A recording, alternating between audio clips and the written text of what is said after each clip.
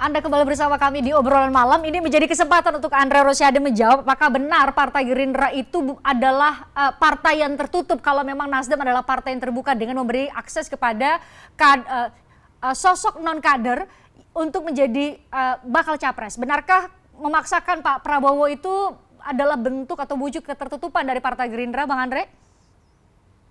Orang yang menyatakan Gerindra partai tertutup itu orang yang lupa sejarah. Joko Widodo dan Ahok itu jadi gubernur karena Partai Gerindra dan Pak Prabowo yang berikan dukungan. Bahkan Anies Baswedan habis dipecat oleh Pak Jokowi nganggur itu, diangkat oleh Pak Prabowo, didukung oleh Pak Prabowo dan Partai Gerindra, dan dimodali oleh Partai Gerindra jadi gubernur DKI. Itu menunjukkan bahwa Partai Gerindra juga terbuka kepada tokoh-tokoh lain. Tapi untuk calon presiden, kami punya kader terbaik yang dicintai rakyat dan diinginkan oleh rakyat. Namanya Pak Prabowo Subianto. Itu yang kami calonkan. Tanpa perlu kami cari pemain impor yang pindah-pindah. Yang hari ini mungkin ikut konvensi partai A, besok didukung partai B, besok pindah lagi ke partai C karena ingin jabatan tertentu gitu loh. Jadi jangan dipaksa orang punya kader terbaik lalu dibilang partainya partai tertutup gitu loh. Agak objektif juga sehingga kami punya kader, kami nggak perlu capres cabutan gitu atau capres impor gitu loh. Seperti itu Christian. Jadi kalau kami partai tertutup nggak mungkin dong Pak Joko Widodo dan Pak Ahok kami dukung jadi gubernur DKI dulu. Nggak mungkin dong Mas Anies kita dukung jadi gubernur DKI. Habis dipecat Pak Jokowi, kami dukung, kami antarkan, dan kami modali loh. Jadi gubernur DKI tahun 2017 meskipun sampai sekarang nggak pamit ke Pak Prabowo. Ya, mungkin itu ya. Saya harus Presiden. Ya, Gus. Sebetulnya tidak ada yang menyatakan. Wassalamualaikum warahmatullahi wabarakatuh. Ya, terima kasih Andre Rosiade sudah bergabung dan menanti untuk kita jeda dulu baru kemudian kembali. Gus, sebelum saya jeda, kenapa Gus mau memberikan tanggapan? Ya. Jadi sebetulnya saya juga tidak mengatakan Gerindra partai tertutup. Ya. Itu tadi kesimpulan yang hitam putih. Ya.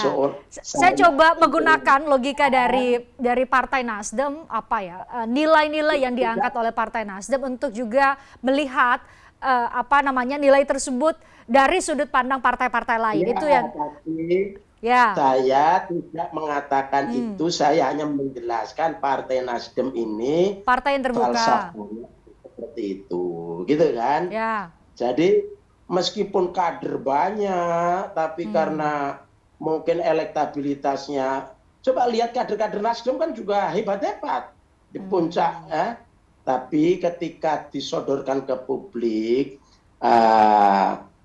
elektabilitasnya belum begitu memuaskan, popularitasnya belum. Ya kita ngambil dari, tapi penjelasan seperti ini bukan berarti otomatis saya menyatakan partai lain tertutup. Partai Gerindra itu tertutup, itu tidak begitu. Baik. Kalau Partai Demokrat sendiri itu kalau pakai kategori partai terbuka, partai tertutup, apakah dengan saat ini menerima bahwa Pak Anies menjadi bakal capres dan tinggal mencari siapa menjadi bakal cawapres itu juga adalah partai yang terbuka memberikan kesempatan kepada siapapun untuk bisa sampai ke pucuk pimpinan satu, kemudian yang kedua bisa menduduki jabatan tertinggi dengan kontestasi yang fair di dalam internal Partai Demokrat sendiri, dalam arti Partai Demokrat adalah partai demokratis, begitu Bang Herzaki? Itu sudah jelas ya, kita bisa melihat jejak rekam Partai Demokrat selama ini gitu. Karena bagaimanapun kita Partai Demokrat ini kan lahir dari reformasi sebenarnya. Reformasi Pak SBY merupakan salah satu tim inti dalam reformasi TNI ketika reformasi tahun 98 terjadi. Bagaimana beliau menjadi salah satu pemikir penting dalam perbaikan TNI. Nah, sehingga kita lihat sampai dengan saat ini TNI hampir selalu menjadi salah satu institusi yang paling dicintai oleh rakyat. Ini kan juga buah bagian dari kerja nyatanya beliau. Lalu yang kedua, bahwa Demokrat juga bisa tumbuh besar dan berkembang juga karena pemilu langsung yang merupakan hasil dari reformasi yang memberikan peluang kepada semua. Dan Pak SBY dan pemilihan langsung itu yang waktu itu bukan dianggap sebagai incumbent, bukan siapa-siapa, dengan didukung Pak Surya Paloh ketika itu. Ya. Nah, ini mesti diingat nih, 2004 itu didukung oleh Pak Surya Paloh, sama-sama di Pendopo ini, kebetulan saya lagi di Pendopo ini, dulu di sinilah Pak Surya Paloh bersama Pak SBY waktu itu, sama-sama merumuskan dan diagnosisikan kemenangan Pak SBY ketika dipilih oleh Rakyat Indonesia.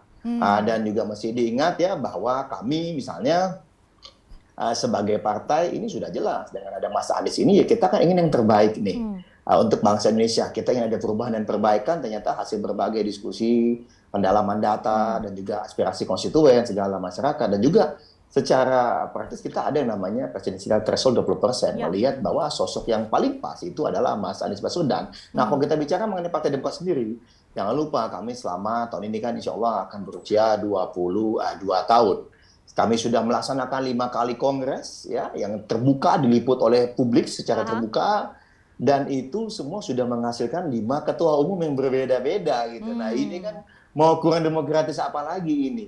Ya, mau kurang terbuka apa lagi partai ini? Karena bagi kami yang mengemban, yang memiliki value sebagai partai nasionalis religius, ya ini karena kita di Indonesia ingin semuanya bisa tersalurkan aspirasinya gitu. Nah, bagi kami juga sama, teman-teman PDIP, teman-teman Nasdem, kami lihat juga partai terbuka ya dengan semua kemungkinan, melihat ada putra-putri terbaik dicalonkan. Gitu. Baik. Nah, usai jeda saya harus beri kesempatan ke Bang Rifki nih. Bang Rifki, PDIP menjadi partai dengan elektabilitas tertinggi saat ini 22,9 menurut rilis survei hasil Litbang Kompas. Ketua umum adalah ketua umum yang paling populer 94,9%, punya kader dengan elektabilitas yang paling tinggi yaitu Ganjar Pranowo. Ini membuat PDIP di atas angin nggak kira-kira? Jangan dijawab dulu Bang Rifki. Kita jeda, usai jeda Bang Rifki akan jawab untuk kita semua di obrolan malam. Tertarik dengan diskusi saya dengan para narasumber? Saksikan obrolan malam dengan topik-topik menarik lainnya. Jangan lupa subscribe ya channel YouTube Berita 1. Like, komen, dan share video ini ya. Terima kasih.